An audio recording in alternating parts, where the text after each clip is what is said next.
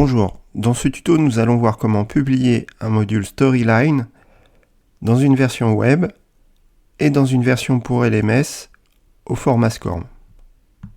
Mais pour commencer, nous allons voir comment modifier les propriétés du lecteur utilisé pour la publication.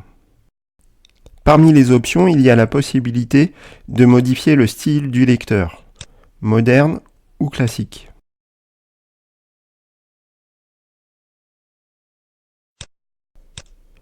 Vous pouvez aussi modifier les couleurs de l'environnement du lecteur, les polices, mais aussi les boutons.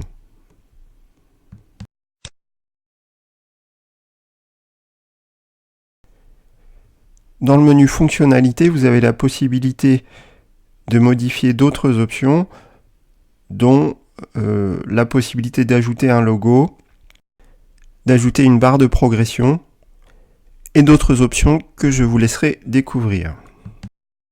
Il y a aussi possibilité de joindre des ressources annexes à votre module. En cliquant sur le bouton ressources, vous pouvez ajouter des sites web ressources ou bien tout fichier pouvant complémenter votre module, PDF, Word, Excel, etc. Pour l'exemple, j'ajoute ici un fichier PDF. Dans les fonctionnalités du lecteur, nous avons aussi la possibilité d'ajouter un glossaire et d'ajouter tous les termes nécessaires et leur définition à ce glossaire. Si je reviens aux fonctionnalités du lecteur, j'aurai alors la possibilité, à tout moment je peux voir l'aperçu du lecteur. Le paramétrage terminé, je vais pouvoir publier mon module.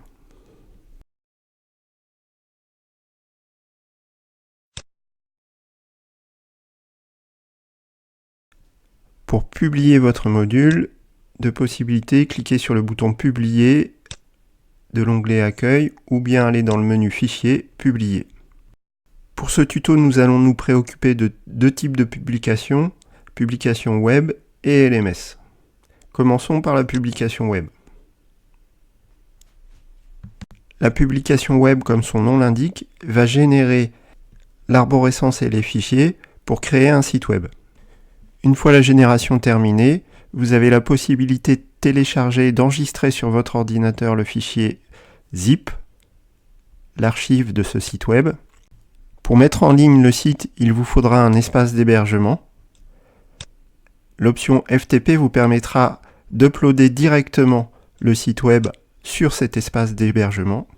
Mais vous pouvez aussi directement afficher le projet sur une version locale sur votre ordinateur de ce site web. Nous allons maintenant recréer une publication pour pouvoir héberger notre module sur un LMS. Pour cela, je choisis l'option LMS. Dans les options de rendu, je choisis le format SCORM 2004. Vous aurez la possibilité de définir plusieurs options pour le paquet SCORM, dont les options de suivi. Une fois mon choix d'option effectué, je clique sur le bouton Publier. Le paquet SCORM est alors généré.